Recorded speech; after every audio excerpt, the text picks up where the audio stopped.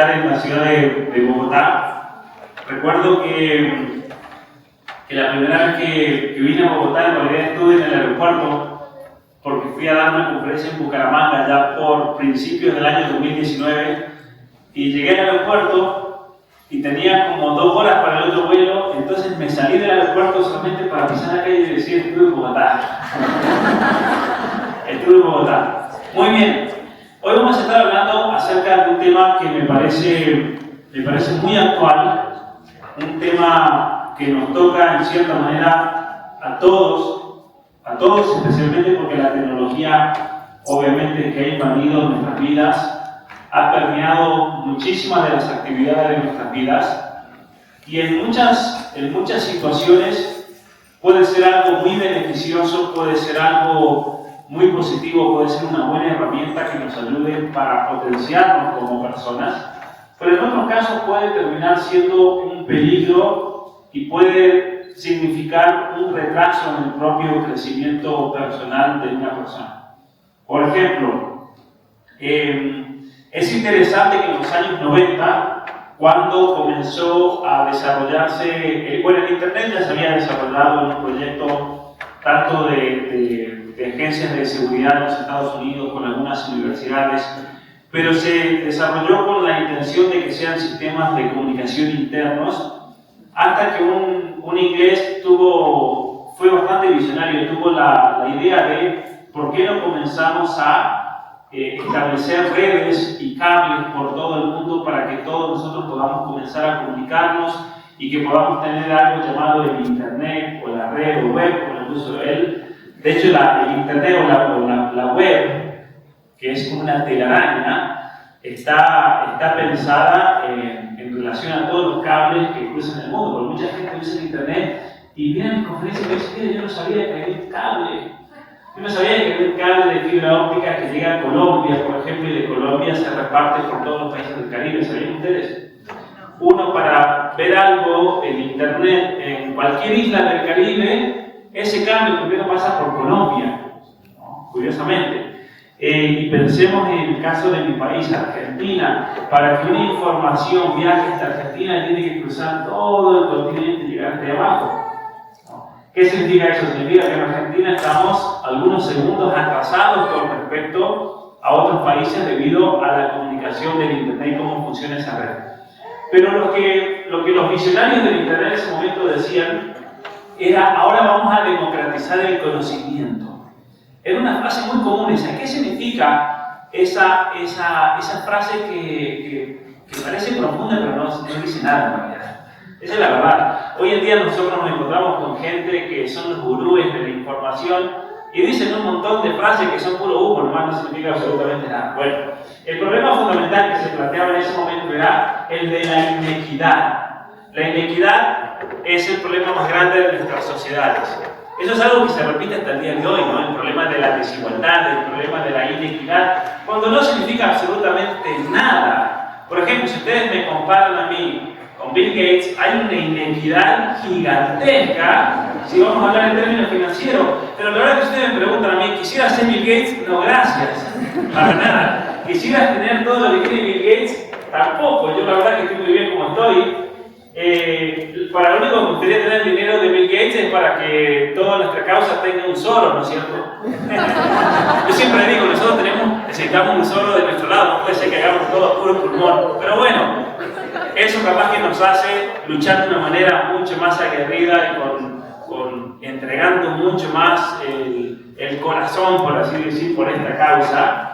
Fíjense que los progres no entienden cómo nosotros hacemos lo que hacemos. Ellos no entienden. A ellos no les cabe en la cabeza que una persona como Pablo Muñoz Iturrieta, o que Agustín Laje, que Víctor, que Nicolás, que muchos otros personajes y muchos amigos, Miguel, que viajen por todo el continente dando conferencias y gastándose y desgastándose, y ellos creen: estos deben tener un Soros detrás por millones y millones de dólares que los subvencionan para que hagan eso. Pero ¿saben por qué piensan así? Porque los progres solamente funcionan con ese aparato imaginario detrás. Ellos, ese apoyo mediático, ese aparato financiero y el apoyo de las Naciones Unidas y del Foro Económico Mundial y del organismo que se imagine, de ONG y de absolutamente todo, y los gobiernos de turno, Claro, así es muy fácil hacer lo que hacen, ¿no? Y cuando ellos nos ven a nosotros, que es la realidad, esto no es una cuestión de arrogancia, pero es la realidad, miren, en Colombia, yo tenía que venir en mayo a la Feria del Libro, yo iba a presentar este libro que ven en la pantalla, tenía que presentar este libro, ¿y saben por qué no vine? Porque me censuraron. Ustedes no se enteraron seguramente, pero a mí me censuraron. ¿Y saben por qué me censuraron? Porque el año pasado, ¿quién vino a la Feria del Libro? Agustín, y le fue mediocre, ¿no?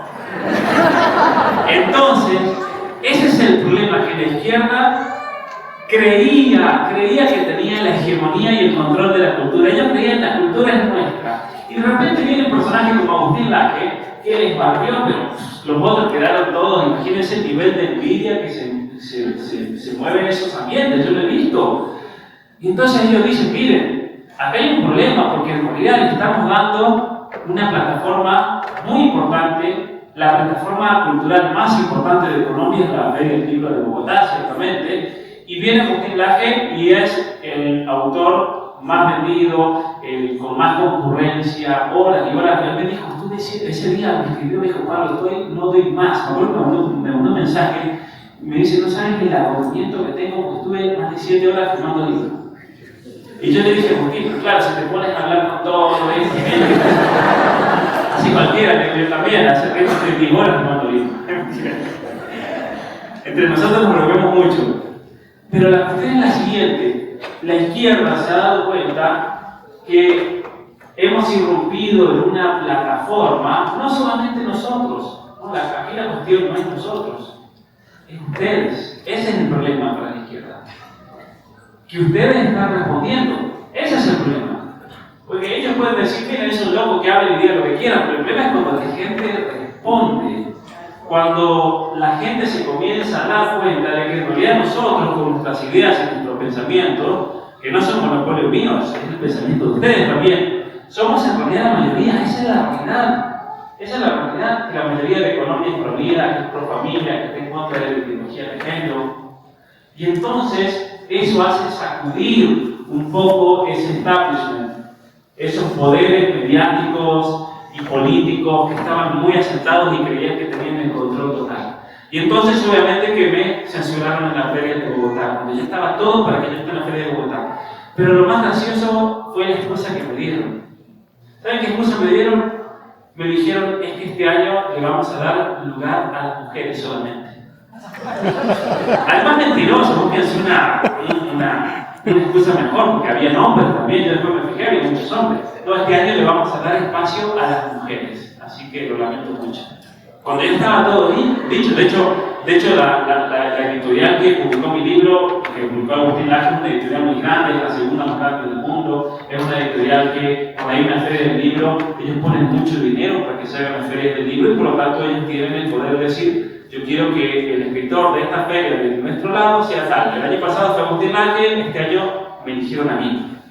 Pasó lo mismo en Guadalajara, en México. Ese es el evento cultural más grande de Latinoamérica. Es la feria del libro más grande del mundo hispanoparlante, más grande que incluso en España. Es decir, la feria del libro en español más grande del mundo es la de Guadalajara. Ni siquiera en Estados Unidos tienen feria del libro que se compare con la de Guadalajara. Miren esto. La única que puede hacer un poco de competencia es la de Frankfurt en Alemania. Son las dos ferias del libro más grandes. ¿Y qué pasó el año pasado en la feria del libro de Guadalajara? ¿Quién rebasó los escenarios y el auditorio y se quedaron muchas miles de personas fuera? Agustín.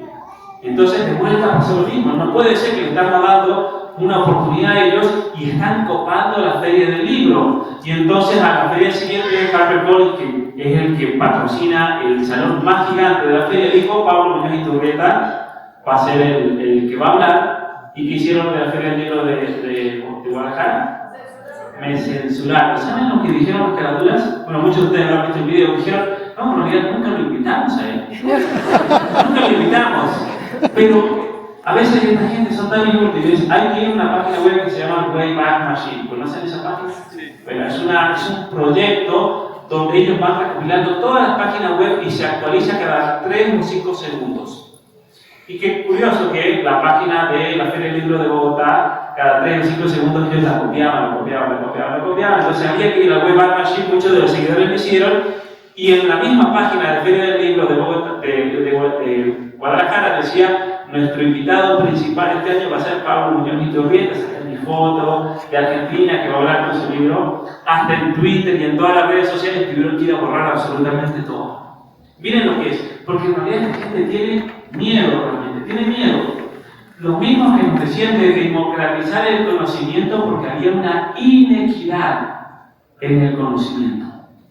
Ahora bien, es muy curioso porque es verdad, si nosotros nos ponemos a pensar, es verdad que hoy en día, por medio de plataformas como YouTube, por medio de las redes sociales, por medio del contenido que se encuentra en el Internet, si ustedes son inteligentes y saben usarlo bien como una herramienta, pueden aprender muchísimo. Pueden encontrar gente que tiene un conocimiento superlativo sobre temas concretos y pueden aprender muchísimo. De hecho, yo tengo la opinión, y esto lo he dicho en muchas universidades y se han molestado, pero es la realidad, pues yo les he dicho, demuestren lo contrario, no van a poder demostrar. Yo les he dicho, si una persona se propone un plan intelectual, con una guía de alguien que sepa, obviamente, y esa persona diga, bueno, a ver, yo quiero estudiar y formarme como persona humana, quiero estudiar humanidades, ¿qué tengo que hacer? Yo le haría un plan diciéndole: tú tienes que seguir a tal persona, sigue a tal otra persona, sigue a tal otra, busca tales libros, que están todos disponibles en internet, empieza a estudiar, empieza a leer, y vas a salir con una formación tremenda. Vas a salir con una muy buena formación, mejor que la formación que te pueden dar en la Javeriana, ¿sí? O en la Universidad de los Andes, ¿no? Las universidades más conservadoras acá de Colombia. ¿Saben por qué digo que son universidades conservadoras? Porque son buenas para conservar ideologías, son buenas para... No se aburren. En la Javeriana es curioso, porque en la Javeriana hasta para lo ideológico son atrasados. Hasta para eso son atrasados las Javerianas. Yo me acuerdo haber conocido a un muchacho que estaba haciendo el doctorado en mi universidad en Canadá, y era el profesor de la Javeriana. Yo creo que todavía sigue por ahí. Y no saben las discusiones que teníamos en Canadá. Él estaba haciendo su doctorado y era profesor de la Javeriana, había hecho su maestría y la misma universidad lo estaba patrocinando para estudiar. Y resulta que yo me acuerdo que él me hablaba del marxismo y me hablaba de los problemas sociales y la teología de la liberación. Y yo decía: pero amigo, la teología de la liberación es algo allá de los 60 y 70, al menos ponte un poco al tanto con las ideologías, ¿no es cierto? Un poquito de reconstrucción, de posmodernismo. Si vas a ser ideologizado, al menos hay que ideologizarse al año 2013, 14, que era lo del momento. No pueden estar pretendiendo de... ¿Cómo se llamaba este guerrillero, este padre Camilo? Muy bien, yo decía, no puedes andar con lo de la ideología de él. Eso es algo que ya pasó, ya nadie te va a hacer caso, ni siquiera los progres te van a hacer caso con eso. Muy bien, entonces yo le decía, ustedes sí son buenos para conservar esa ideología que ya se pasaron de moda. Ahora bien, el problema que surge con el Internet es el siguiente. Cuando los que prometían la democratización del conocimiento se dan cuenta de que la gente puede tener acceso al conocimiento, aquí surge un problema fundamental. ¿Por qué? Porque hay una teoría del conocimiento y una teoría de la información que comienza a forjarse por los años 20 y 30. Fue especialmente un sobrino de Freud, ¿no? Edward Barclay se llamaba. El otro día tuve una conversación con la Martina, que tal vez la vieron porque mencionamos ese tema. Quien decía que, en definitiva, la política debía centrarse en dominar la opinión pública. Esa es la política. Y para dominar la opinión pública, lo que hay que lograr es que la masa de gente que se la toma como una masa no pensante, piense lo que yo quiera que piense. Y eso sí va a ser por medio de medios de comunicación. Entonces, la clave para la política es tener controlado a los medios de comunicación. En ese momento era la radio, luego surge la televisión. Ahora, ¿qué pasa? Cuando surge el Internet, curiosamente muchos de los ideadores del Internet eran libertarios. eran libertarios. Entonces ellos no querían tener ningún tipo de control mediático, ningún tipo de control de millonarios como Soros, por ejemplo, que por medio de sus millones de dólares ellos controlan el discurso público. En los Estados Unidos Soros es dueño del 95% de las radios y medios de televisión en español. Soros. Entonces, es un problema muy grande eso, porque los hispanos en Estados Unidos solamente escuchan una versión muy tergiversada de la realidad, la opinión pública que Soros quiera imponerles. Es más, Lenin, un cierto bolchevique, revolucionario marxista, que lideró la revolución en Rusia en 1917, él decía una frase que es muy interesante. Él decía que la libertad de prensa es la libertad del dueño de la imprenta para decir lo que él quiera. Que nosotros hoy lo podemos traducir así: libertad de prensa es la libertad de Soros, o de Bill Gates, o de cualquiera de estos personajes, de Klaus Schwab, para ellos decir lo que ellos quieren, o el político de turno. Porque es un hecho que, por ejemplo, en la mayoría de los países del mundo, los medios de comunicación o están comprados por estos grandes filántropos capitalistas o están comprados por el gobierno. En Argentina pasó algo tremendo, porque ahora que llegó Milei al gobierno y empezó a descubrir muchísimas cosas que nadie sabía, todos nosotros sabíamos que el gobierno les pasaba un sobre, como se dice a los periodistas y a los medios de comunicación, pero nadie sabía cuánto era. Entonces había millones y millones de dólares que el gobierno les pasaba a los medios de comunicación y que Milei les quitó de repente. Ahora, en Canadá, por ejemplo, que las cosas son un poquito más transparentes, pero el nivel de corrupción es igual, es más transparente además. En Canadá, por ejemplo, hay un medio que se llama CBC, que es el medio principal de Canadá. A ese medio solamente Trudeau le pasa 2.100 millones de dólares por año. 2.100 millones de dólares por año. Ahora, pasó una cosa genial cuando Elon Musk compró Twitter. Porque ¿qué hizo Elon Musk? A todos los medios que eran estatales les puso una etiqueta. Curiosamente, hasta antes de que Elon Musk compre Twitter, un solo medio tenía una etiqueta, que era un medio ruso. Claro, los rusos son los únicos malos para nosotros, ¿no? Entonces, RT, o Russia Today, tenía medio estatal ruso. ¿Qué hizo Elon Musk? Espérense, vamos a poner eso, hay que hacerlo con todos. Entonces, a CBC de Canadá le puso medio controlado por el gobierno de Trudeau.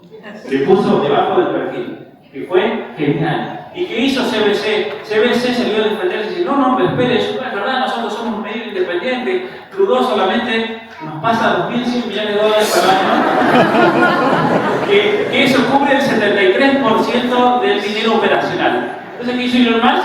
73% controlado por el gobierno de Canadá.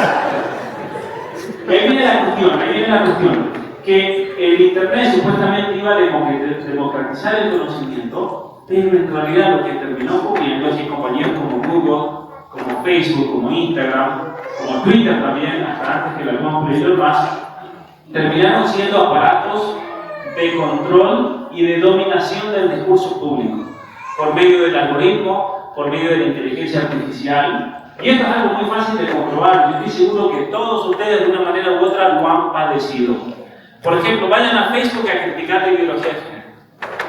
¿Qué pasa? O te censuran o no tiene nada de alcance.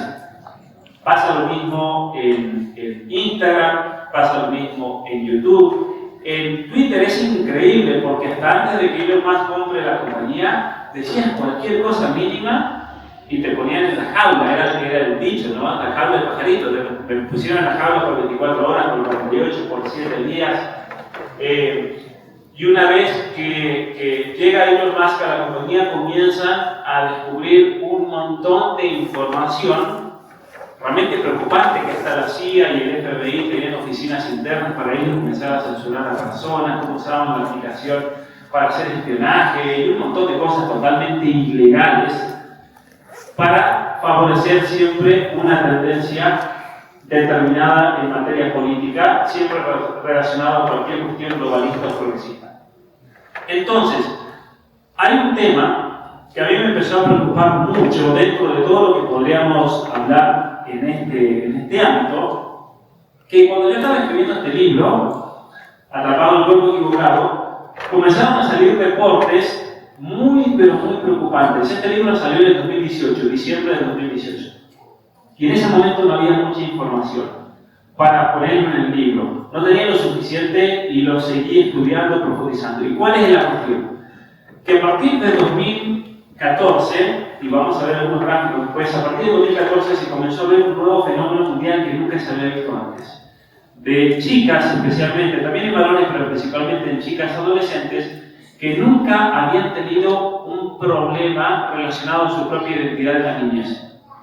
¿Por qué? Porque cuando ustedes analizan desde el punto de vista psicológico el caso de los mal llamados niños trans, que hace poco quisieron poner una ley aquí en Colombia y gracias a Dios se cayó porque lucharon mucho, Camila, Jonathan, muchos otros que seguramente están aquí presentes, que lucharon para que esa aberración jurídica caiga, porque eso sería la destrucción de la familia realmente para un país como Colombia.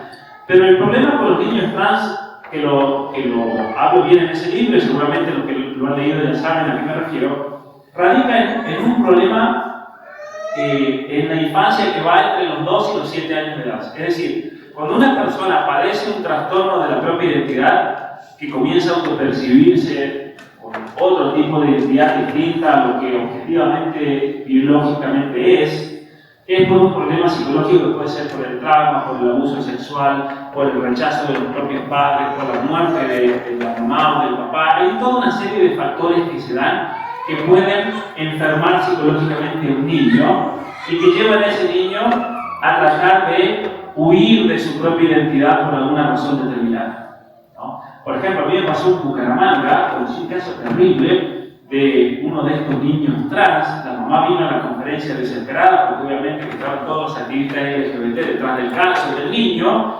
y la señora me empezó a contar su historia y ella me dijo que, yo le pregunté, ¿cuándo usted se dio cuenta de que su hijo tenía un problema? Porque las mamás, capaz que no han estudiado psiquiatría, psicología, pero las mamás se dan cuenta cuando el hijo tiene un problema, ¿no? Se dan cuenta inmediatamente que algo no está bien. Y ella me dijo, cuando yo me di cuenta de que mi hijo tenía un problema serio, cuando él comenzó a intentar amputarse el pene. Así de simple, ¿no? Obviamente que hay una psicopatía, hay un problema psiquiátrico muy grave. Pero ¿cuál es la cuestión? Que ninguno de los grupos LGBT en Bucaramanga que querían comenzar a transicionar a ese niño y usarlo como un caso, jamás se preguntaron ¿por qué ese niño se quería amputar su órgano masculino? Porque resulta que a ese niño, un pariente del entorno familiar lo estaba abusando sexualmente. Y en esos casos es siempre así, es un niño que por alguna especie de silogismo interno, él identifica o se da cuenta que tiene el mismo órgano que el de su abusador y eso le causa un repudio. Es más, muchos niños, y también pasa con niñas, los niños son muy simples y cuando un niño es abusado, en muchos casos el niño dice, si yo fuese del otro sexo no me estaría pasando esto. En muchos casos de los supuestos niños trans pasa eso. Son niños que están escapando de una relación de abuso. Ahora, los activistas LGBT obviamente jamás se van a preguntar eso. Viene un niño que dice quiero ser niña, listo, lo celebramos, le vamos a cambiar de sexo, le vamos a cambiar de nombre, le vamos a poner una pollerita, lo vamos a comenzar a hormonizar, porque claro, las hormonas son peligrosísimas, porque le va a morir el niño con sus hormonas naturales. Hay papás que se creen esas cosas. Miren lo que es el nivel de ignorancia. Miren lo que es el nivel de ignorancia. Yo me he encontrado gente, con todo el continente americano, que ha pasado por esas situaciones y que cuando vienen los activistas LGBT con sus pseudopsicólogos y psiquiatras, les creen el cuento, les creen que, claro, si yo no hormonizo al niño, que el niño se va a suicidar, entonces el papá dice, yo no quiero que mi niño se suicide, pobrecito. Yo prefiero tener un niño transicionado con un niño muerto, lo cual es una gran mentira.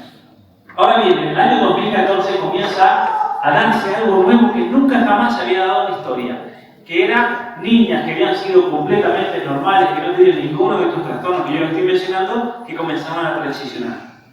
Chicas que iban a la universidad a los 18 años, se iban de su ciudad a otra ciudad o se iban a otro país y volvían transicionadas, volvían que se estaban hormonizando. ¿Qué estaba pasando? Que había una especie de psicosis en masa en principalmente chicas adolescentes, pero también en varones. ¿Qué está pasando? Que de repente tenemos un grupo gigante que se autopercibe como no binario, género fluido. ¿Qué es lo que los está afectando psicológicamente? ¿Hay algún mecanismo social? ¿Hay algún tipo de ingeniería social para enfermarlos? ¿Qué está pasando? Y eso es lo que vamos a plantear en este libro, porque en este libro yo hablo, continúo lo de la ideología de género y especialmente cómo se está usando el sistema educativo, la educación, los medios de comunicación, pero saltamos a porque yo es ahí, en medio de esa investigación, que descubro que, por ejemplo, a partir del año 2010, Facebook comenzó a contratar a psicólogos y expertos en neurobiología para que les enseñen a sus ingenieros y desarrolladores de software y de inteligencia artificial cuáles eran las áreas vulnerables del cerebro de acuerdo a la edad de un niño o de una niña. Entonces, por ejemplo, hay una conferencia muy interesante que dio una neurobióloga en el año 2011 donde les dice a una chica, si ustedes realmente la quieren volver adicta a Facebook, lo que tienen que hacer es tratar de quebrarle la autoestima. ¿De cómo le van a quebrar la autoestima? Ustedes tienen que calcular más o menos cuando esa chica esté pasando por la pubertad, los sistemas de reconocimiento facial hay que entrenarlos para reconocer los cambios hormonales en el rostro de una chica donde se puede ver que está pasando por la pubertad, y a partir de ahí hay que comenzar a bombardearla con imágenes que dañen su autoestima. Imágenes de vidas perfectas, de chicas que tienen todo bien, y especialmente en la pubertad. ¿Por qué decía esta científica? Porque en la pubertad una niña está pasando por un momento a veces traumático, muy difícil en cuanto a la aceptación personal, difícil en cuanto a los cambios que está experimentando y que ya no es esa niña que era y se está convirtiendo en mujer. Es una realidad que hay muchas mujeres que durante la pubertad pasan por una situación donde no les gustan los brazos, no les gustan las piernas, se da cuenta que los hombres ahora la empiezan a mirar de una manera distinta, ya con una connotación sexual, y eso puede generar un trauma, que es normal. Si alguien ha pasado por eso es algo normal, que se termina superando. Hay personas que tardan mucho más tiempo en superar que otras, pero es en ese momento de vulnerabilidad que las redes sociales vieron que era un momento perfecto para atacar el cerebro y quebrar psicológicamente a esas niñas. Y es ahí cuando yo me di cuenta de que detrás de esto realmente había todo un proyecto de ingeniería social que apuntaba a traducir por medio de las redes sociales, del contenido y demás, ciertas ideologías, ciertos postulados filosóficos y llevarlos a los niños y adolescentes que no tenían ese tipo de comunicación filosófica, ¿no? Entonces, una de las primeras cosas que comienzan a notarse desde el punto de vista de la psicología es que Instagram, Snapchat y TikTok, otras redes también, pero principalmente estas tres vamos a mencionar, comienzan a desplazar tipos de interacción física que es necesaria entre adolescentes. Es necesario. ¿Por qué es importante que los niños y adolescentes pasen tiempo con otros jóvenes? ¿Por qué es importante? Porque es parte de la activación de ciertas funciones cerebrales que tienen que ver con la sociabilización, que tienen que ver con el lenguaje, que tienen que ver con el control personal, tienen que ver con muchas funciones que son muy útiles para la vida adulta. Muy útiles. Y que si no se desarrollan en la niñez y en la adolescencia, lo más seguro es que esas personas terminen siendo verdaderos inútiles cuando se trate de cuestiones sociales. Personas que van a tener muchos problemas para casarse, personas que van a tener muchos problemas para conseguir un trabajo y mantenerlo, personas que van a tener muchos problemas en la universidad. Por ejemplo, el caso del chico que salió a tirotear compañeros en la escuela en Georgia. Estuve leyendo bastante, anoche me quedé estudiando el perfil psicológico, y es el perfil psicológico de un psicópata, de una persona que es producto de las redes sociales. ¿Por qué? Porque los testimonios de sus compañeros dicen que el chico no tenía nada de sociabilización y que cuando se le hacían preguntas, cuando los otros compañeros trataban de interactuar, respondía con una o con dos palabras, lo cual hacía muy difícil el contacto físico. Es un chico que lamentablemente tenía serios problemas psicológicos, que obviamente sus padres no lo vieron, porque ¿cómo puede ser que el papá fue en Navidad y le regaló una escopeta, una AR-15, ¿no? Es una locura eso. Saben que el papá ahora lo ha metido en la cárcel por irresponsabilidad. Pero entonces, ¿qué está pasando? Que hay papás que no se dan cuenta que sus hijos tienen serios problemas psicológicos, pero lo ven normal. Creen que no, mi hijo está en el celular, está en el videojuego, está ocupado, y no se dan cuenta que en realidad están ante la presencia de una persona con serios problemas psicopatológicos y de sociabilización. Ese es el primer problema. El segundo problema, las redes exponen en público el tamaño del grupo de amigos. Eso es algo muy grave también para los adolescentes. ¿Saben por qué? Porque cuando un adolescente sale del entorno familiar, se revela, pero a la vez se vuelve manso. Es algo muy curioso lo de los adolescentes, porque son rebeldes con los papás, pero con el entorno de sus amigos son muy mansos, porque quieren incorporarse a un nuevo entorno social. Ahora, ¿por qué las redes sociales son destructivas? Porque hay un mecanismo psicológico de incorporación social que queda en evidencia cuando uno se abre un perfil. ¿Y de qué manera? En las escuelas es brutal el trato que hay de acuerdo al rango que tengas de seguidores. Entonces, por ejemplo, si una persona, un joven, una chica adolescente, solamente tiene 100 amigas, pero las otras tienen 200 amigas, en el nivel de popularidad está donde en el piso. Ahora, esto ha pasado mucho en Argentina, ha pasado, conozco casos en Canadá, hay muchos casos en Estados Unidos, aquí en Colombia, seguramente que ha pasado también, pero una de las maneras en las cuales chicas adolescentes, que son muy difíciles las chicas adolescentes, especialmente entre ellas, pueden ser muy malvadas en cierto sentido. Uno de los mecanismos que chicas adolescentes usan para castigar a otras es dejarlas de seguir en masa. Entonces, organizan, por ejemplo, que toda la escuela deje de seguir a una chica determinada. Pero de repente esa chica se encuentra en el fondo de la escala social y ¿qué hace? Se suicida. Se suicida, se deprimen. Ese es el problema. Yo conozco muchos casos de chicas que se han suicidado por el mero hecho de que todas sus clases las dejó de seguir y las comenzaban a castigar. O por ejemplo, en las redes sociales, en Instagram, entre chicas de 13, 14 y 15 años es brutal la comunicación que hay, por el nivel de críticas hirientes que realmente perforan la autoestima, y por eso se dice que Instagram, por ejemplo, es la peor red social para chicas adolescentes. Se recomienda que no deberían tener redes sociales. Ahora bien, y somete su apariencia física a las duras mediciones de los me gusta y los comentarios. Esto es la aceptación social. ¿Cuál es el mecanismo de aceptación social? Es un mecanismo por el cual cuando una persona sale, un joven sale de su familia, entra en un nuevo entorno de amigos, de grupo social de adolescentes, que puede ser la escuela, que puede ser la iglesia, pero hoy en día eso se está cuantificando. Y eso es un error enorme. ¿De qué manera se cuantifica? Por los me gusta, por los comentarios, por el número de amigos. Hasta el punto de que Instagram reveló que las chicas adolescentes borran sus posteos si no llega a 100 me gustas. Si no llega a 100 me gustas, borran el posteo. ¿Por qué? Porque lo ven como un castigo social en este mecanismo, que los está afectando psicológicamente, ¿no? Muy bien. Entonces, es importante remarcar esto nuevamente, que se nos prometía democratización del conocimiento, pero en realidad es algo muy curioso. Se han hecho estudios muy interesantes y saben ustedes que hoy en promedio la gente sabe menos que cuando no existía internet. ¿Saben ustedes eso?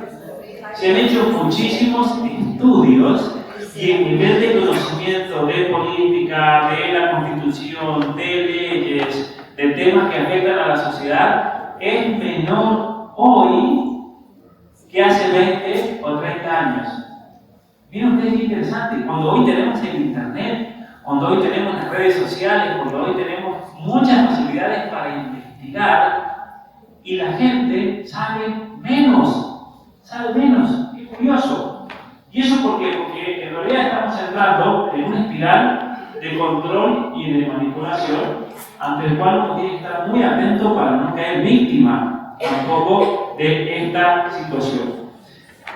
Cuando las redes sociales introducen sus tecnologías, tenemos que tener en cuenta que ellos tienen sí o sí, porque esto es imposible realizar algo sin una visión. Por ejemplo, una compañía automotriz, cuando produce sus autos y diseña sus vehículos, tiene una visión. Y de acuerdo a esa visión, es el tipo de prototipo que va a hacer, ¿no? Entonces, por ejemplo, si una compañía no tiene como visión a la familia, nunca va a producir vehículos que sean acordes a una familia, especialmente una familia numerosa, ¿no? No todas las compañías lo tienen, pero se entiende cuál es el pensamiento. Ustedes sí o sí tienen que tener una visión de lo que es el ser humano. Las compañías tecnológicas comenzaron a incorporar a una serie de ingenieros y de personas y de psicólogos y de expertos en humanidades y en recursos humanos que lamentablemente venían totalmente ideologizados de la universidad. Y fíjense que hace 20 años se creía que muchos de los estudiantes que pasaban por facultades donde les llenaban la cabeza de posmodernismo y de socialismo y de progresismo y de globalismo, muchos creían, no, pero una vez que esa gente se case, va a madurar. Porque eso pasó en los 70. En los 70 estaba lleno de hippie por todos lados, ¿no? Pero ¿qué pasaba? Cuando el hippie conocía a otra hippie y se casaban, tenían hijos, tenían un choque con la realidad y se volvían conservadores. Es muy curioso. Hay un estudio muy interesante que se hizo en los Estados Unidos, porque ustedes recuerdan que, bueno, acá muchos de nosotros no somos de esa época, pero los que son más grandes recordarán que, o lo saben porque fue un evento muy importante y lo hemos escuchado, el evento de Woodstock en Nueva York, donde hubo un evento de no sé cuántos días, donde fueron los Beatles, fueron los Rolling Stones, todas las bandas más importantes, fueron cientos de miles de personas, la mayoría de todo eso eran hippies, libertinos. Bueno, se hizo un estudio muy interesante en los Estados Unidos para hacer un seguimiento a esas personas, para ver cuál era su visión política después de tantos años, habían pasado ya más de 30 años, qué era de la vida de esas personas que en ese momento tenían 18, 19, 20 años, y con qué se encontraron. Que se habían casado, que tenían trabajo, que iban a su iglesia, que eran conservadores, que votaban a los republicanos. Pero ¿cómo puede ser eso? ¿Cómo puede ser eso? Que esta gente que era libertina total no apoya a Hillary Clinton, eran todos con Trump, por ejemplo. ¿Qué pasó? Bueno, les chocó la realidad.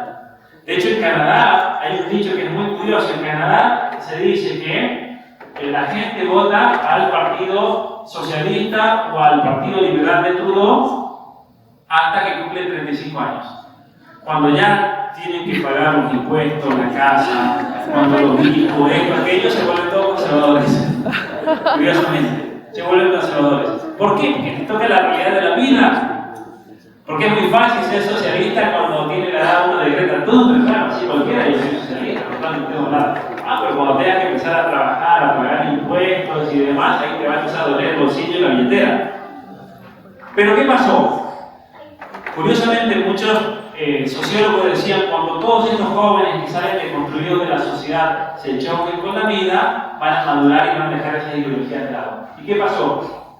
Pasó lo contrario. Todos esos jóvenes que habían sido ideologizados en estas facultades terminaron en fundaciones, como la Fundación Open Society de Soros, en la Fundación Bill y Melinda Gates, terminaron en las Naciones Unidas, en la Organización Mundial para la Salud, en la UNESCO, terminaron en organismos internacionales muy importantes, donde comenzaron a introducir esas ideologías y traducirlas a políticas públicas. Ese es el problema.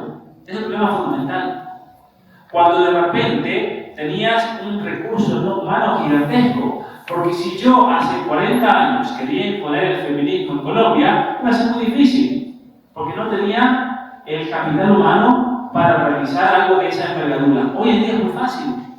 Hoy en día es muy fácil ir a la Universidad de los Andes, por ejemplo, y comenzar a contratar a psicólogos deconstruidos, a sociólogos, a personas que han ido a esta u otra facultad. Yo ya tengo todo el capital humano que necesito para, por ejemplo, perpetuar los ideales de Soros en Colombia. Muy fácil. Entonces, y aquí viene lo importante, las grandes compañías tecnológicas comenzaron a adoptar, todas, incluso Twitter, ¿no? Todas comenzaron a adoptar una cierta visión del ser humano que iba acorde a la ideología posmoderna que llamaba al ser humano de construirse a sí mismo. Todas adoptan la ideología de género, los principios de la inclusión, la diversidad, la igualdad, las cuotas raciales, las cuotas de género, el cupo trans, se llenan de eso y comienzan a diseñar algoritmos y a diseñar todo un sistema de comunicación basado en esos principios. Por ejemplo, si ustedes van a Google y ponen pareja blanca, pareja de personas blancas, matrimonio blanco, ¿qué va a aparecer? Van a aparecer negros, van a aparecer lesbianas, van a aparecer homosexuales. Si aparecen blancos, son todos homosexuales casándose. Es impresionante, lo van a buscar. Lo mismo para un montón de otras cosas, como los algoritmos están entrenados para imponer los principios de la inclusión, la diversidad y la igualdad. Y aquí viene un tema fundamental, porque dentro de las Naciones Unidas, ustedes saben bien y han escuchado mucho hablar de la Agenda 2030, pero dentro de la Agenda 2030 podemos nosotros vislumbrar algunos pilares fundamentales. Uno de ellos es el control poblacional, ¿no? Otro pilar fundamental dentro de la Agenda 2030 es un nuevo paradigma del ser humano. Está muy bien enmarcado en el objetivo 5 y el objetivo 10, pero luego que se repite a lo largo de los objetivos y que tiene que ver con la identidad de género. Es decir, ya tenemos que comenzar a concebir al ser humano según un nuevo entendimiento, un nuevo paradigma de ser humano. De hecho, el proyecto basura de ley que presentaron sobre toda esta cuestión de los niños trans aquí en Colombia era un cambio de paradigma, por eso era un proyecto de ley peligrosísimo. Peligrosísimo. Hay un medio aquí en Colombia muy mentiroso que se llama La Silla Vacía, y ellos hicieron un artículo donde lo mencionaron a Jonathan, a Camila, a mí, a varios más, pero cuando ellos me hicieron una crítica a mí, ni se refirieron a la que yo había hablado en mi conferencia. Miren lo que dice, cobarde y mentiroso. Ni siquiera se refirieron a lo que yo había hablado, que eran los archivos de la Asociación Mundial de Medicina Transgénero que se acaban de filtrar, donde los mismos doctores que ponen los estándares que iban a adoptar aquí en Colombia con esa ley, los mismos doctores decían estos son experimentos humanos, estos niños y adolescentes no tienen la capacidad de consentir, estamos cometiendo un crimen, no tenemos que ver la manera de cómo podemos establecer marcos legales para protegernos, estamos causando un daño irreversible, se nos están muriendo los niños, se nos están suicidando como consecuencia, pero bueno, hay presión de las farmacéuticas para seguir vendiendo. Es decir, es increíble la cantidad de información que hay, y con esa información todos esos médicos deberían estar en la cárcel. Bueno, ¿qué hacen aquí legisladores en Colombia? Quieren imponer eso, mientras que en Inglaterra ya lo están prohibiendo, en Suecia lo están prohibiendo, en Estados Unidos ya lo están prohibiendo, porque son daños irreversibles y mortales para todos esos niños y personas, adultos y adolescentes. Y yo hablé de eso en mi conferencia, les mostré con datos. De hecho fue muy gracioso, como me enseñó, mucha gente se quedó pensando qué iba a decir Muchos de los LGBT que estaban ahí pensando que yo era uno de ellos, porque yo dije, yo vengo aquí desde Canadá a hablar en nombre de la comunidad LGBT, así como enseñé. Porque la comunidad LGBT es la que más discriminación ha padecido, la comunidad LGBT es la que más ha estado sufriendo, la comunidad LGBT es la que es la verdadera víctima de todo esto. ¿Por qué? Y ahí empecé, les están castrando, les están amputando órganos, no tienen oportunidad de recibir terapia psicológica. Yo no sé cómo habrá sido la cara de los que estaban ahí atrás, ¿no? Todos estos activistas. Pero esa es la cuestión. Bueno, ¿qué dijo La Silla Vacía? La Silla Vacía dijo cualquier cosa, dijo que era youtuber nomás. Claro, no van a decir que tengo doctorado, porque ahí la gente me va a tomar serio, no hay que decir que es youtuber, ¿no? Pero bueno, este es el problema fundamental, que hay un nuevo paradigma que se busca imponer desde todos los organismos, desde las Naciones Unidas, desde el Foro Económico Mundial, desde los acuerdos de la paz en Colombia, porque es por los acuerdos de la paz que controla la ideología de género en este país. Ahora, en esa época a mí me hubiera gustado meterme aquí en Colombia e ir a entrevistar a los guerrilleros y decirle, bueno, miren, el acuerdo de la paz dice que las personas LGBT tienen derecho derecho a autopercibirse de acuerdo a alguna identidad que no sea impuesta por el heteropatriarcado. ¿Qué significa eso? Y me dijo, Señor, yo no sé qué es eso. Me hicieron que están en el acuerdo de paz, porque hasta ellos se les cuenta que no tiene nada que ver con el acuerdo de paz. Bueno, eso lo metió solo, lo metió la Open Society dentro del acuerdo de paz. Fue un acuerdo no para pacificar, fue un acuerdo para blanquear a los terroristas. Yo no sé, mira, las cosas hay que decirlas y hay que preguntarlas. Yo no sé cuánto dinero del terrorismo y del narcotráfico habrá recibido la Open Society de Soros. ¿Por qué ese interés de tratar de blanquear el narcotráfico y el terrorismo en Colombia? ¿Por qué ese interés? Soros es un personaje muy curioso y muy simple para entenderlo. Él se mueve por dinero nomás. Si genera dinero, él lo va por ahí, si no genera dinero, lo suelta. Si es así que si es un millonario, no es tonto el hombre. El hombre es filántropo porque le conviene.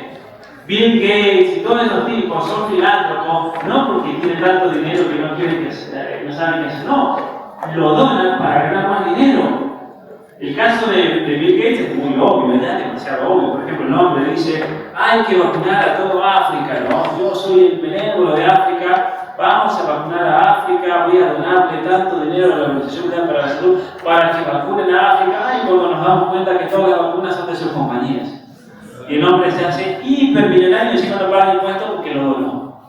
Peor de todo. Muy bien. Hay una cuestión que es fundamental aquí. Ya para el año 2022 vemos estadísticas que yo las corregí porque acaba de salir algo nuevo. Para el año 2022, el 19,7% de la generación Z nacida después del año 97 se declaraba LGBT. Es algo gravísimo. ¿Por qué acá dice 22,3? Porque se hizo nuevamente esta encuesta en el 2023 y este es el último dato. El 22,3%, o sea, casi el 25%, de 100 jóvenes, 25 se declaran no binario, género fluido, queer. Eso es algo muy grave. ¿Qué está pasando? Aquí ven un dato objetivo de cómo están ideologizando a una generación. Y es aquí donde nosotros tenemos que ver el lugar y la función que cumplen las redes sociales. Este mapa que vemos es fortísimo. Porque este mapa son las clínicas de transición para menores del año 2014. ¿Se acuerdan que yo les dije que en el 2014 comenzó a pasar algo único que no se había visto nunca? Chicas, especialmente, pero también varones, que comenzaron a transicionar, que nunca habían tenido un problema, que se comenzaron a enfermar. Y mi gran pregunta es, ¿qué es lo que en ese momento era qué es lo que nos está enfermando? Porque acá ya no estamos hablando de lo que nosotros teníamos en la literatura científica. Aquí ya no tenemos problemas de abuso, problemas de rechazo, problemas de todo lo que se da en un niño con trastornos de identidad de género. Hay algo nuevo aquí. ¿Qué es lo que nos está enfermando? Bueno, la respuesta es las redes sociales. Y vamos a ver por qué. Pero aquí van a ver un dato concreto. Año 2014. En Estados Unidos, en ese momento había solamente 2 clínicas, una en Virginia y otra en el Hospital de Niños de Boston, para transición de género. Entonces, en Norteamérica había que ir a Boston o había que ir a Virginia y de hecho gente de estos países en esa locura a veces llevaban a sus niños ahí para hacer transición. Era la única posibilidad que había. Año 2022. Esto se convirtió en un negocio gigantesco, ¿no? Esto se ha convertido en un negocio tan grande. Primero, hay una demanda gigantesca. Segundo, hay un negocio gigantesco. Y el negocio es tan grande que incluso Planned Parenthood, que históricamente se dedicó al negocio del aborto, hoy en día le está poniendo más dinero al negocio de la transición de género. ¿Por qué es eso? Porque sale mucho, da mucho más dinero. ¿Por qué da mucho más dinero? Porque una mujer para hacerse un aborto puede costar $500, un aborto químico hasta $5,000 de acuerdo a la etapa de embarazo.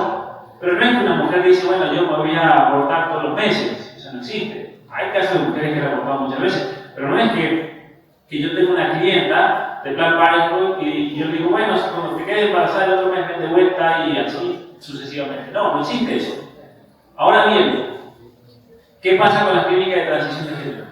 Que todos estos niños, para poder terminar el proceso de la pubertad, y cuando ya la pubertad ha pasado, en el caso de varones, para poder frenar los efectos de la testosterona, ¿qué hay que hacer? Hay que hormonizarlos todos los meses. Y en el caso de las mujeres, hay que inyectarles testosterona para balancear y masculinizar ese cuerpo, y hay que bloquear constantemente el estrógeno y la progesterona. Y en el caso del varón hay que bloquear la testosterona todo el tiempo e inyectarle estrógenos. No les dan progesterona porque inyectan estrógenos. Hasta que le realizan una amputación de las gónadas sexuales, de las glándulas. Entonces, cuando les amputan, por ejemplo, en el caso del varón los testículos, en el caso de la mujer los ovarios, los tienen que seguir hormonizando porque si no se mueren. ¿Por qué? Porque nosotros necesitamos las hormonas para que funcione el hígado, el riñón, el cerebro, el corazón, todos los órganos del cuerpo humano. ¿Y qué pasa? Se vuelven, obviamente, clientes de por vida. Ahora, ¿cuánto cuesta? ¿Cuánto cuesta aquí en Colombia, que es el mismo número que en Estados Unidos, en Argentina y en Canadá, en todos lados, porque las farmacéuticas son las mismas? ¿Cuánto cuesta para una persona así, o un niño, supongamos, llevar adelante ese proceso por mes? Entre 800. Cuesta $5.000. $5.000 por mes. El gobierno aquí de Colombia tiene que pagar. En Argentina, imagínense. En países donde hay grandes necesidades económicas, donde tenemos personas con cáncer, con enfermedades muy graves, y que no hay atención médica porque hay que cubrir los derechos humanos. Esto es algo criminal. En total, se calcula que una persona que comienza la transición, y generalmente se mueren o se suicidan para los 40 años, 35, 40 años, porque eso es el máximo de expectativa de vida, para ese entonces el pronóstico que se hace es que hay generado $1.300.000 por caso. Entonces, cuando Plan Parenthood vio eso, dijo, a ver, si 300.000 personas hacen la transición de género, hay que multiplicarlo por $1.300.000. Es un negocio. Es tanto el negocio que BlackRock, miren esto, que BlackRock, la compañía, el fondo inversor más grande del mundo, pronosticó que de todo lo que uno pueda invertir para el año 2030, lo que más va a remunerar son las inversiones en transiciones de género. Entonces, en sus rondas de inversores, ellos le decían, inviertan en transiciones de género, porque eso va a generar muchísimo dinero. ¿Por qué? Porque se pronostica que más y más y más niños van a pasar por la transición. Ahora, aquí hay un problema fundamental. ¿Por qué? Porque BlackRock dice hay que invertir en transiciones de género. Ahora, cuando nosotros vamos a las compañías, a las farmacéuticas que producen todos estos bloqueadores hormonales y hormonas sintéticas, cuando vamos a los dueños, ¿quién es el dueño mayoritario? BlackRock. Muy bien. Entonces, BlackRock gana con sus propias compañías. Ahora, cuando nosotros vamos a YouTube, vamos a Facebook y vamos a Instagram, ¿quién es el dueño mayoritario de estas redes sociales? BlackRock. Ahora, si, por ejemplo, vamos a poner otro ejemplo, Colombia va a poner esta ley para asegurar a los niños la transición de género, BlackRock y Plan Parenthood, que a su vez Plan Parenthood recibe financiamiento de BlackRock. Está en todos lados BlackRock, ¿no? Por eso lo vamos a nombrar. Hay muchos más, pero vamos a nombrarlo a ellos porque es más fácil, está en todos lados. Pro Familia, en Colombia, dice que es Plan Parenthood, ¿no? Está el negocio de la ideología de género en Colombia. Entonces van a un político, van a Petro, van a un político de impacto histórico y le dicen, miren, les vamos a dar tantos millones de dólares para que ustedes promuevan esta ley, porque eso nos va a generar un dineral gigantesco, porque Colombia tiene petróleo, Colombia tiene minerales, tiene oro, Colombia tiene el pueblo colombiano que paga impuestos, entonces de ahí se lo vamos a sacar. Tienen que crear esa ley, ¿no? Aquí viene un problema fundamental. Vienen estos payasos, ponen la ley y aparecen Camila, aparece Jonathan, aparecen activistas, aparezco yo, aparezco Agustín Laje y le tiramos la ley. ¿A quién le tiramos la ley? A BlackRock. Y ahí es cuando las cosas se ponen complicadas. Porque en realidad, cuando nosotros hacemos todo este activismo, no lo hacemos por ir en contra de BlackRock. A mí no me importa BlackRock, lo hacemos por defender la familia, los valores, nuestra fe, nuestra cultura, pero hay que tener en cuenta que hay jugadores muy grandes detrás que pierden millones de dólares. Le voy a contar otro ejemplo. En Bolivia, las Naciones Unidas le obligó al país el introducir 4 pilares en la reforma educativa. Y el cuarto pilar era educación sexual integral. Y en ese momento, cuando se estaba debatiendo, ustedes tienen que pensar: Bolivia, gobierno de Evo Morales, socialista del siglo XXI, Foro de San Pablo, alineado con toda esa locura, un gobierno dedicado al narcotráfico, no muy diferente a lo que está pasando en Colombia o Venezuela. ¿Y qué pasa? Resulta que un pastor de allá de Bolivia tiene una idea genial. Él va al Ministerio de Educación y pide hablar con el ministro de Educación. Pide hablar con el ministro de Educación. Y no, que no se puede, ustedes saben, ¿no? Cuando hay una cosa muy curiosa en las culturas colombinas que yo he notado. Esto no lo digo con ningún ánimo de ofender ni nada, ya me acusar de xenofóbico, racismo, lo de casilla vacía, pero a mí no me importa. Pero es curioso que cuando una persona que ha surgido de las clases populares en Perú, en Bolivia, no sé si pasa en Colombia, ustedes me van a decir, pero de repente esa persona la pone en un puesto de poder y esa persona se cree que es el Inca, el emperador del imperio Inca, ¿no? Se le suben los humos. No sé si pasa por acá, pero yo lo he visto mucho en otros lados. Personas insufribles para tratar, porque de repente se creen que son los reyes del mundo. Bueno, ese era el ministro de Educación de Bolivia. Y este señor, un señor muy bueno, este pastor muy humilde, él es indígena y habla aymara. Y él sabía que el ministro de Educación era aymara, por eso se había puesto el pedacho, ¿no? Cuando le dieron un poquito de poder.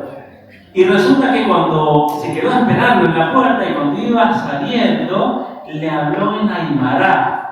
Y el ministro de Educación se dio vuelta y le respondió, claro, uno de los míos, ¿no es cierto?, del pueblo, y se pusieron a conversar y le dijo: mire, hay un problema con la educación sexual, podemos reunir con usted porque tenemos muchas preocupaciones. Bueno, venga mañana a tal hora, listo.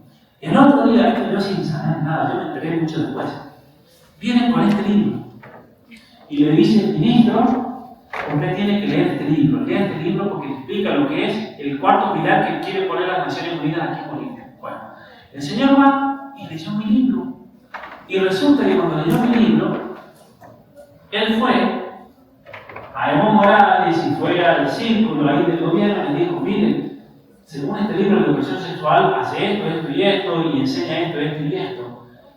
Y dijeron: nosotros no podemos poner esto acá, porque si llegamos a poner esto acá, el pueblo boliviano nos mata. Porque el pueblo boliviano es muy defensor de la familia. El pueblo boliviano, como en todos lados, no me toquen los hijos, porque ahí te ponen una dinamita, ¿no? Y entonces, ¿qué hizo el gobierno de Bolivia? Tiró el proyecto educativo de las Naciones Unidas.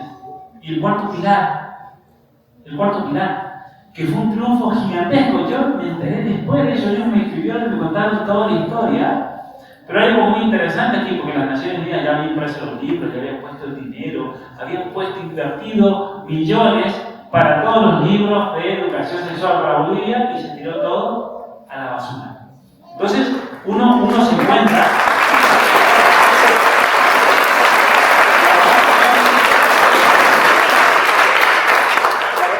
Son las grandes batallas que uno gana sin saber.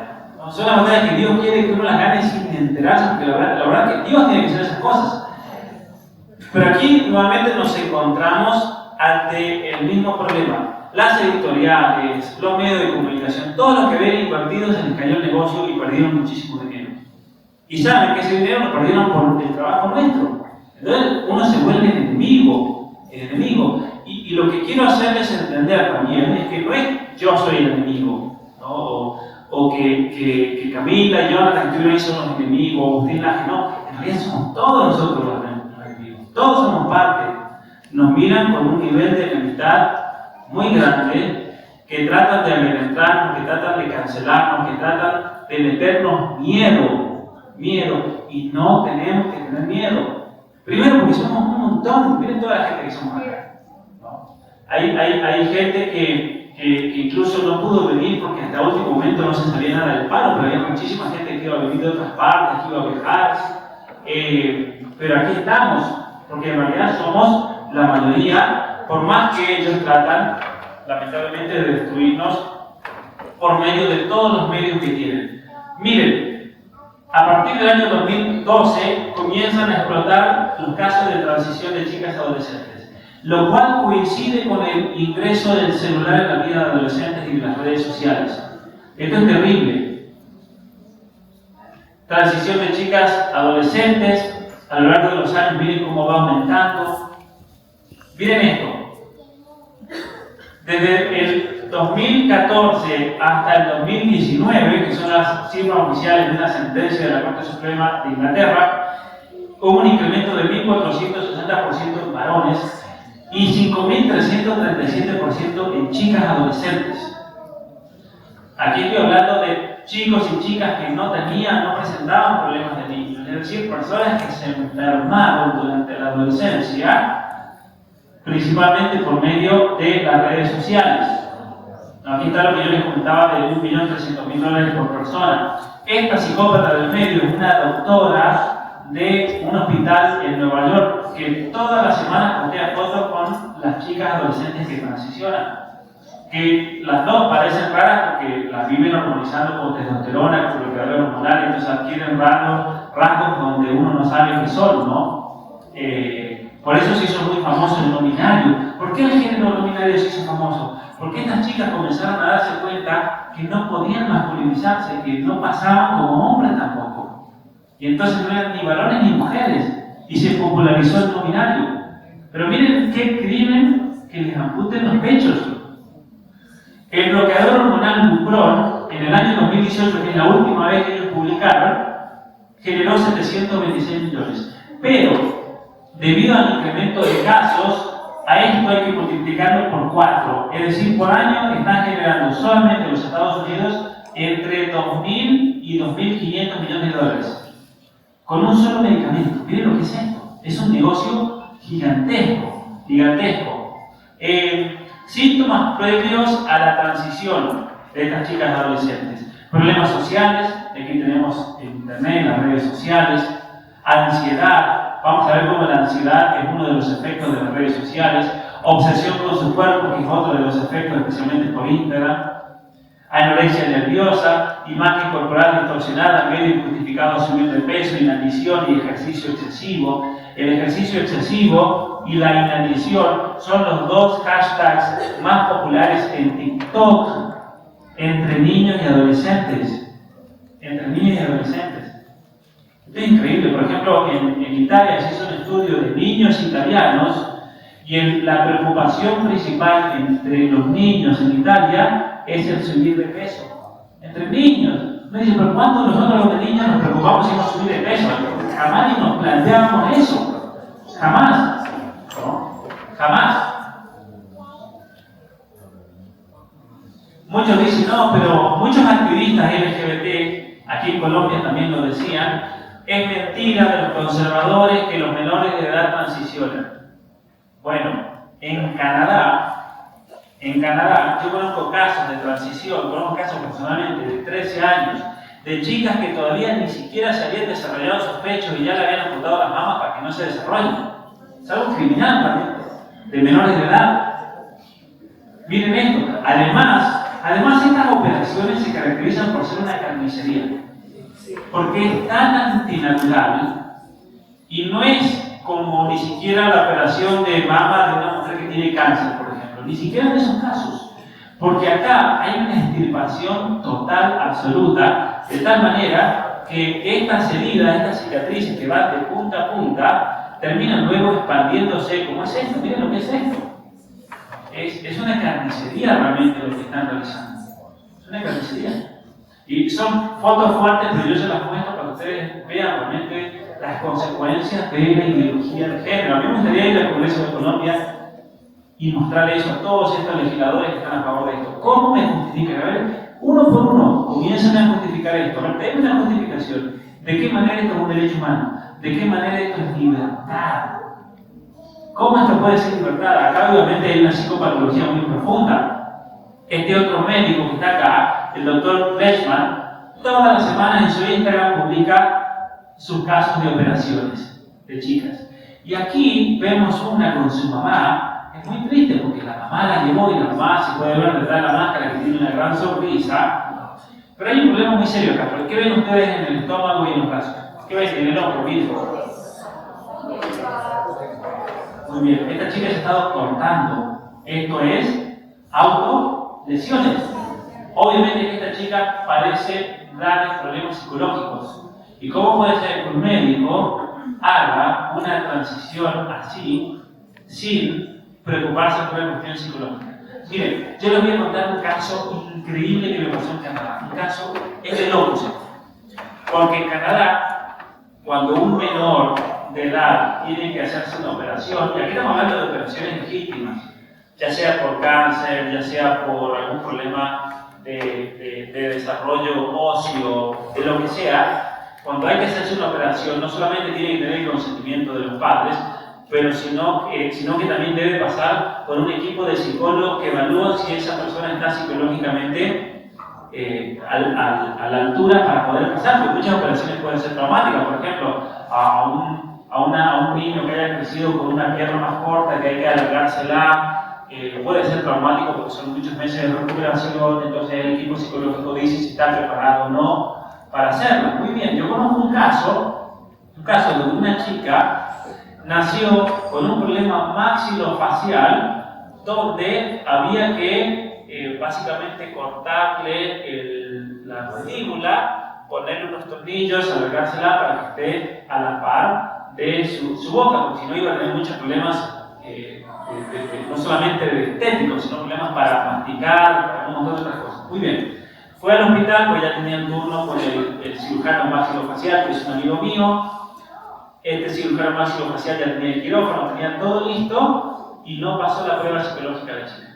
Bueno, está bien, no hay nada que pueda hacer él. Pero ¿cuál es lo curioso de esta historia? Que esta chica ya se había amputado los pechos, esta chica estaba en un proceso de transición de género y para eso no hubo ningún problema psicológico. Pero para algo real que esa chica necesitaba, el hospital dijo no, tiene problemas psicológicos. Ah, sí, el doctor dijo chocolate por la pastilla que tiene problemas psicológicos. De solo mirarla, cómo está, obvio que tiene problemas psicológicos. ¿Cómo que recién ahora se dan cuenta? Y él se enojó mucho y dijo, ¿cómo puede ser que este hospital le permitió a esa chica amputarse los pechos, comenzar a hormonizarla, bloquearle las hormonas naturales, pero para algo que necesita, que es algo médico, ahí ponen reparos? Miren lo que es la hipocresía del progresismo. La hipocresía de, no, pobre niña, a esa niña hay que protegerla, pobrecita, ¿cómo va a pasar por un momento de sufrimiento así? Pero es un derecho humano. A mí me da mucha risa algunos veganos progres, los progres, ¿no? Porque los veganos progres están en contra de las vacas, de comer carne, porque la carne está hormonizada. Bueno, estoy de acuerdo yo con eso. Que comer carne hormonizada y con 10.000 antibióticos no es muy saludable para el cuerpo humano. Pero cuando uno les dice, ¿y qué piensa de los niños que se hormonizan? Es un derecho humano y hay que... O sea, tienes problema con que hormonicen una vaca, pero no tienes problema con que hormonicen un niño. ¿Cómo es eso? Ahí como hay un problema intelectual bastante grande, ¿no es cierto?, para acatar eso. Muy bien.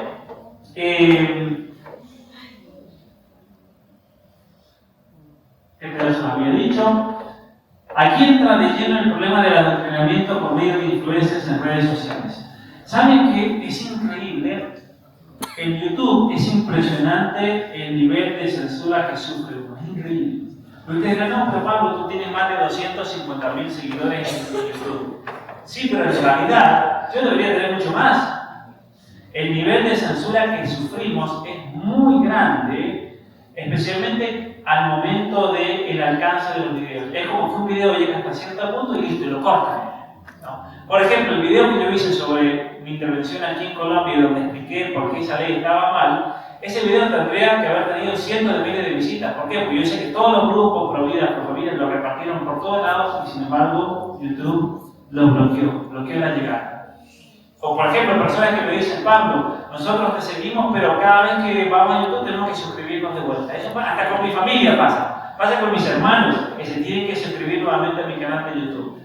¿Por qué? Porque dentro de YouTube es increíble cómo a las personas que promueven la ideología de género, y especialmente a las personas que están realizando una transición, las estadísticas les explotan. Les explotan. Por ejemplo, si yo dijese en este momento, miren, ¿saben qué? Voy a salir del closet, soy no binario, y voy a comenzar un proceso de transición donde todos los días voy a hacer videos contando mi experiencia. Bueno, mis redes sociales explotarían.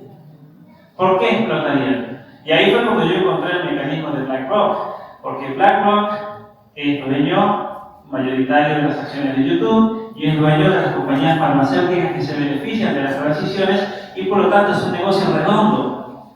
Entonces, no hay que ser muy inteligente para pensar que BlackRock va a YouTube y le dice, mire señores, el algoritmo me lo tiene que mejorar para estas situaciones. Así de simple, así de simple. La categoría LGBT, de hecho Elon Musk, una de las cosas que él reveló es que dentro del algoritmo de Twitter las categorías LGBT a favor tenían un nivel superior de alcance y cuando eran cuentas de personas conservadoras y que atacaban la ideología de género, el alcance estaba restringido. Que es así como dominan el discurso. Entonces, está comprobado que aquellos niños y jóvenes que dedican más tiempo a las redes sociales y pasan largas horas en sus celulares tienen mayor prevalencia de problemas de salud mental, de depresión y de suicidio que los niños que se la pasan jugando. Así de simple. De los adolescentes que pasan más tiempo socializando y en otras actividades. Es un hecho. Y hay 4 problemas fundamentales que voy a mencionar rápidamente para no quitarle más tiempo, que es el problema de la soledad, del sueño, de la fragmentación de la atención y la adicción a las pantallas con respecto al cerebro. Pero es interesante que a partir del año 2008, cuando surge o se populariza Facebook, comienza a notarse un problema de soledad masivo en todos los países del mundo, que las personas comienzan a aislarse. Las búsquedas de conexión social explotaron con el surgimiento de las aplicaciones dentro del celular, especialmente las redes sociales, y obviamente después del 2020 explotaron al máximo.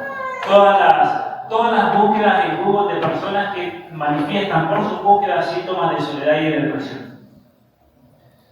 El tiempo que pasamos con amigos ha decaído de manera masiva, porque antes del 2005, un adolescente pasaba en promedio más de 140 minutos al día con amigos, y esto ha decaído en la edad de 15 a 24 menos de 45 minutos, y así va cayendo más y más y más, incluso en la gente grande. Nosotros creemos que solamente los niños o los adolescentes se pueden volver adictos a las pantallas, pero hay abuelos que se están volviendo adictos a las pantallas. Hay abuelos. Yo visité una familia en Florida, una familia de Ecuador, y me contaron que ellos regresaron a una conferencia, me contaron que ellos cometieron un error gigante porque los abuelos, retrasados tecnológicamente, ¿no? Como mucha gente adulta, no tenían internet, ni esto, ni aquello, y dijeron, mira, te vamos a comprar un iPad a cada uno para que cuando ustedes estén en Ecuador, para que hablen con los nietos, por FaceTime y demás.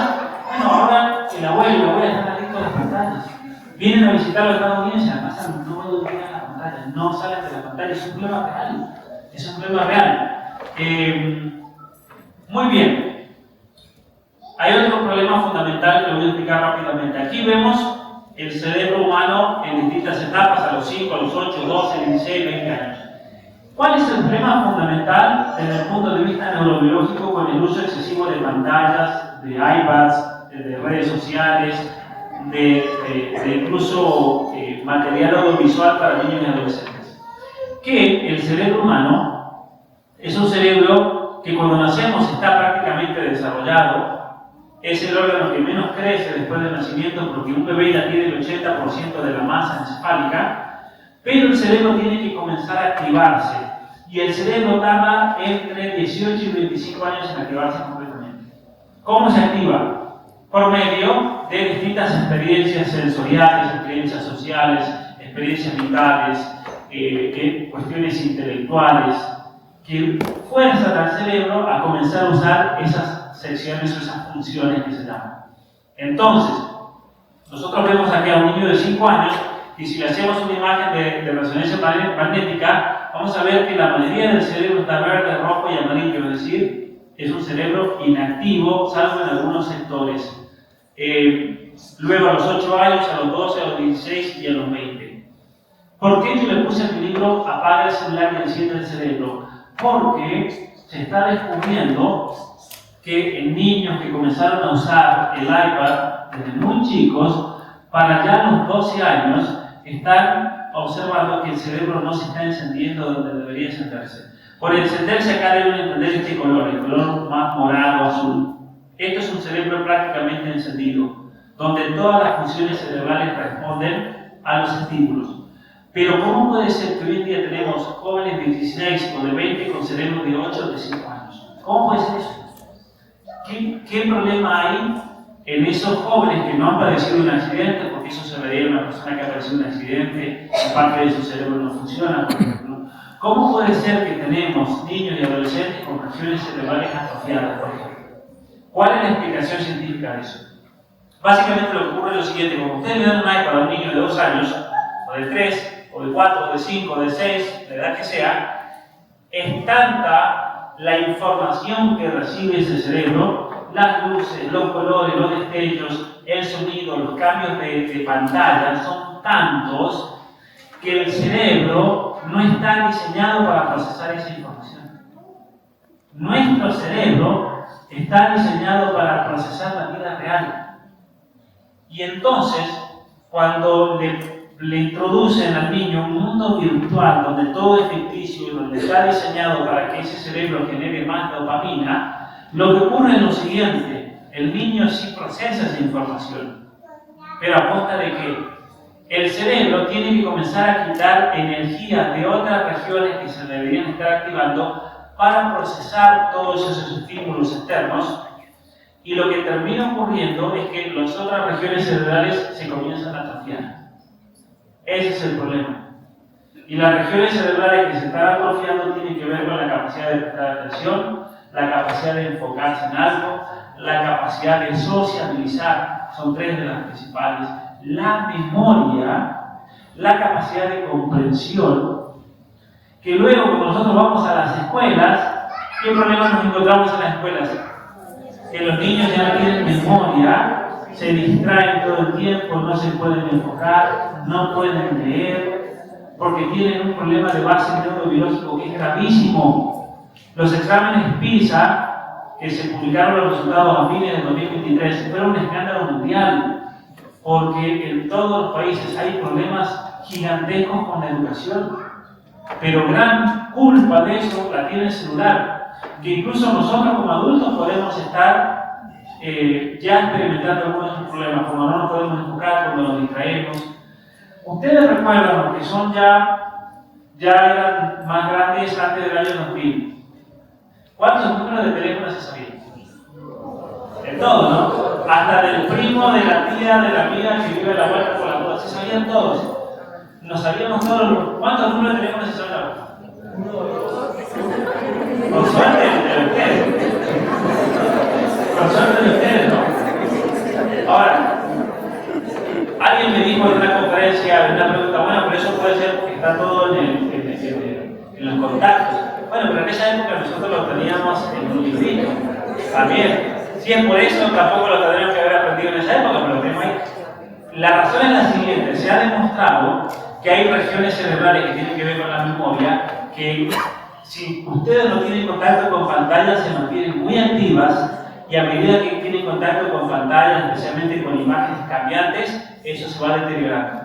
Eso está comprobado. Es un problema muy grande, ¿no? Es muy triste cuando nosotros vemos lo siguiente: por ejemplo, la inmersión en el mundo virtual induce a cambios neurocognitivos similares al proceso de la vejez. Por ejemplo, esto es terrible, miren, basta con sumergirse 6 semanas en el mundo virtual de un videojuego para causar reducciones significativas en la materia gris dentro de la corteza órbito-frontal, que es obviamente causado también por el exceso de internet. ¿Qué significa esto? Que si ustedes a un niño lo ponen a jugar un videojuego 1 hora al día por 6 semanas, y el primer día le hacen una imagen de resonancia magnética, y si lo hacen a las 6 semanas van a ver una reducción. ¿Y cuál es el problema de la reducción de la materia gris? Que eso no se regenera más. Es decir, el nivel de incapacidad o de retraso de ese niño se aumentó. Es un problema muy grande. Porque toda esa generación de niños va a tener muchos problemas laborales, problemas sociales, problemas académicos, que ya se están viendo, de hecho. Ya se están viendo. Voy a saltear este caso de los gatos, pero yo les mencionaba 3 procesos que se están dando en el cerebro principales que tienen que ver con la capacidad de prestar atención, los procesos de la memoria y la capacidad de almacenar y valorar el conocimiento y los procesos de socialización, que son los 3 problemas fundamentales. No son los únicos, pero son los 3 problemas fundamentales a nivel neurobiológico de daños. Ahora bien, está el problema de la dopamina. ¿Por qué? Porque las redes sociales han sido diseñadas para generar dopamina. Por eso, las redes sociales suelen favorecer a videos que generan más dopamina en el cerebro que otros. Entonces ahí hay un problema, ¿no? Y el problema de la dopamina, ¿cuál es? Que la dopamina radica en una sección del cerebro que es el centro del placer y el dolor. Y entonces, aquí vemos el mecanismo de la adicción, porque la dopamina es la hormona del placer. Pero cuando el cerebro secreta demasiada dopamina, lo ve como un error y se retrae. Entonces, ¿cuál es la respuesta a todos estos excesos de dopamina? El dolor. Entonces, esa persona pasa de una euforia a un estado depresivo. Y eso hace entonces a buscar más dopamina. Entonces, me la paso más tiempo en TikTok, más tiempo en Instagram, y ahí se va generando todo un mecanismo de adicción. Cuando se han hecho tomografías computadas del cerebro en adictos a la heroína y adictos a TikTok o a Instagram o a las redes sociales o videojuegos, se ha descubierto que es el mismo cerebro. Por eso en la psiquiatría a las redes sociales se las llama heroína virtual. Heroína virtual. ¿Pero ustedes le darían heroína a sus hijos, por ejemplo? Es un problema muy grande, realmente. Ahora, si vamos a los problemas psicológicos, que son consecuencias de los problemas neurobiológicos, nos vamos a encontrar con depresión, con ansiedad, con autolesiones, con intentos de suicidio, con trastornos alimentarios y con problemas de la identidad personal, que es lo que ya les mencioné al principio. Son los 6 problemas fundamentales. Hay más, pero estos son los 6 problemas que se están dando de manera masiva a nivel mundial en todos los países donde los jóvenes, niños, adolescentes tienen redes sociales y usan el celular de manera excesiva.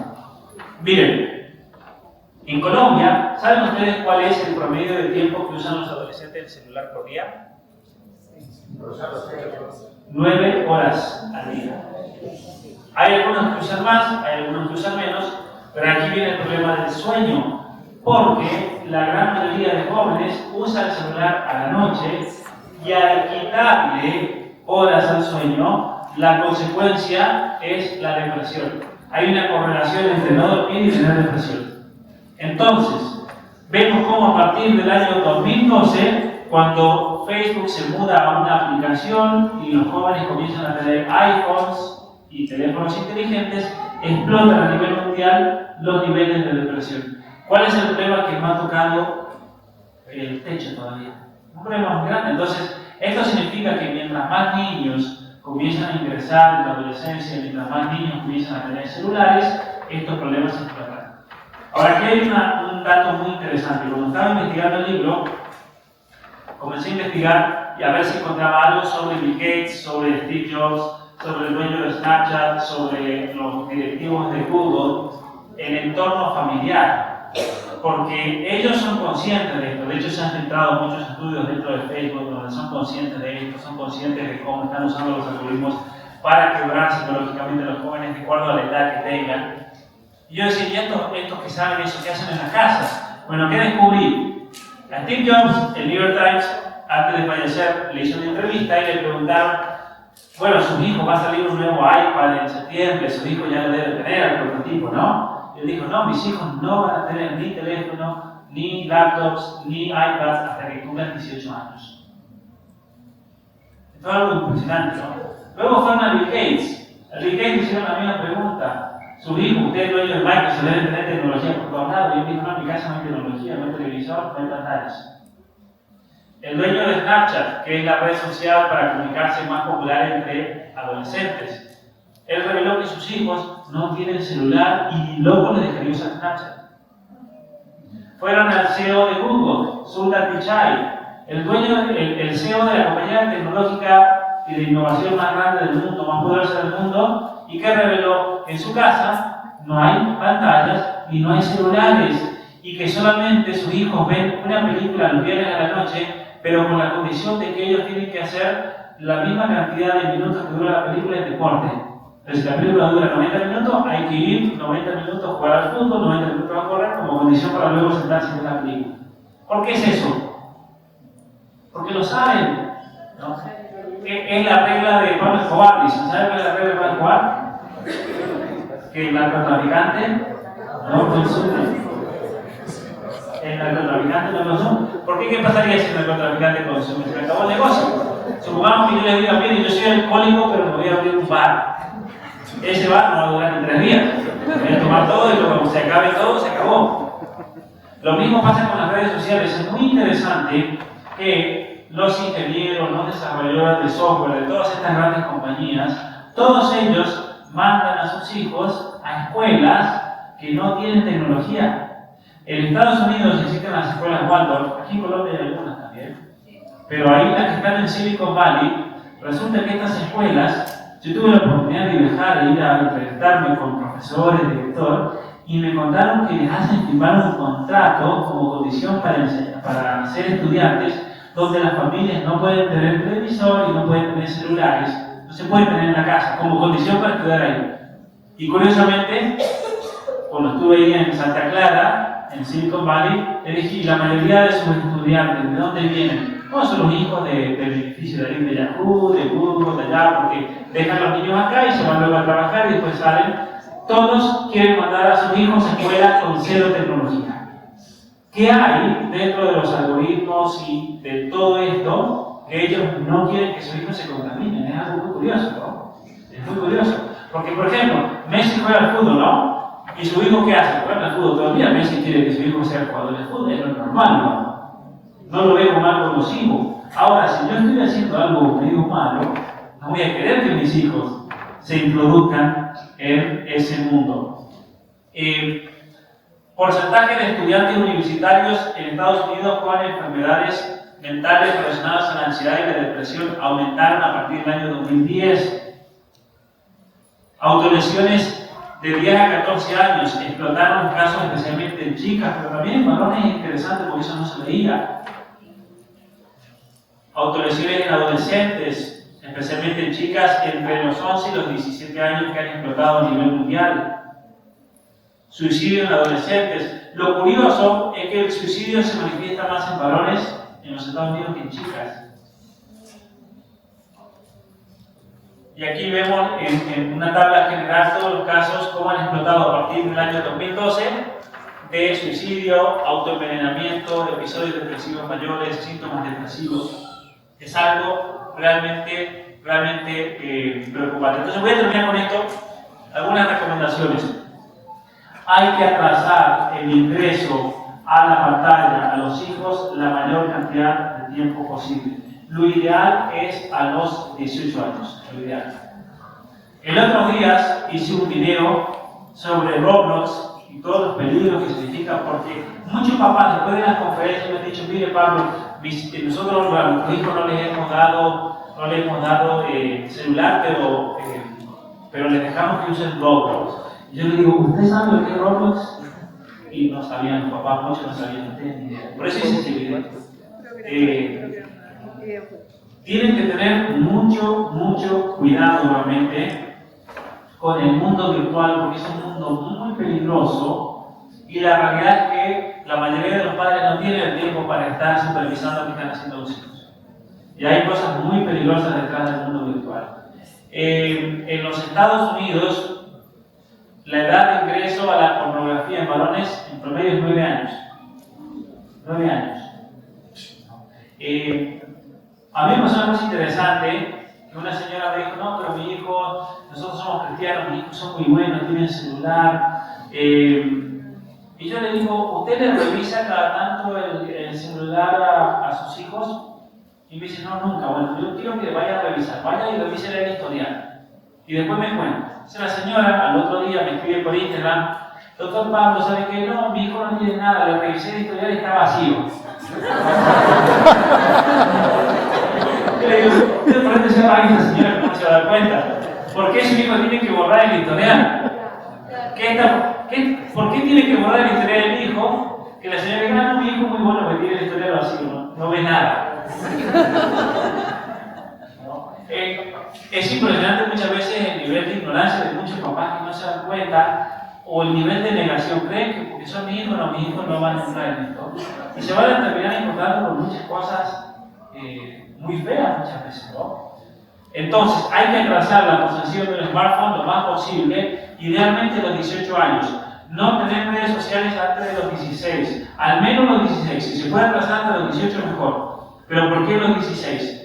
Porque antes de los 16 es muy dañino especialmente para una chica tener redes sociales. Por todo el tema de la autoestima, porque está atravesando por la pubertad. Hay que prohibir los celulares inteligentes y las tablets en las escuelas. Hay que prohibirlas, porque están haciendo un daño gigantesco. Es más, algunas escuelas están dañando el sistema educativo porque están adaptando la tecnología. Por ejemplo, en México yo conocí una escuela que sigue el método canadiense.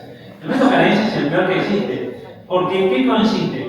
Consiste en que todos los niños tienen un iPad y el profesor todo lo que tiene que hacer es apretar play. No tiene que hacer nada, no tiene que ni siquiera enseñar porque ya viene todo armado. Entonces, para el profesor debe ser el trabajo más depresivo de la historia porque no tiene ni siquiera la capacidad de enseñar, de aprovechar, de impactar en la vida de sus estudiantes. No, tiene que apretar play y está todo hecho. Y los estudiantes tienen todo en sus tablets. Viven metidos ahí. Y hay que pasar mucho más tiempo socializando y jugando al aire libre, porque curiosamente el jugar al aire libre y el socializar son algunas de las cosas que más encienden el cerebro. ¿Por qué? Porque para que el cerebro se active necesita sangre y necesita oxigenación. Curiosamente, mucha gente me pregunta, doctor Pablo, quiero que mi hijo salga como usted, ¿qué tiene que hacer? Y yo le digo, ve esa montaña, bueno, que su hijo llegue corriendo hasta la cumbre un día. Y ahí va a ser como yo le digo. Tiene que ser deporte porque eso es importantísimo para el desarrollo personal, pero es importantísimo. Esto está estudiado científicamente. Si una persona por muchos años no estudió y quiere realmente volver nuevamente a estudiar, volver a hacer una carrera, una maestría, ¿sabe qué tiene que hacer? Tiene que hacer deporte. Tiene que correr, tiene que hacer ejercicios de cardio, porque solamente así el cerebro va a poder activarse. Este es un hecho. Si usted va a una persona que realmente sabe, un psiquiatra, un psicólogo, le dice, yo quiero empezar a estudiar, ¿qué libro me recomienda? Le tendría que decir, bueno, primero sal a correr, sal a hacer deporte y después ponte a leer un libro difícil. Porque la parte biológica es esencial, es la base para luego hacer cuestiones más profundas. Muchas gracias.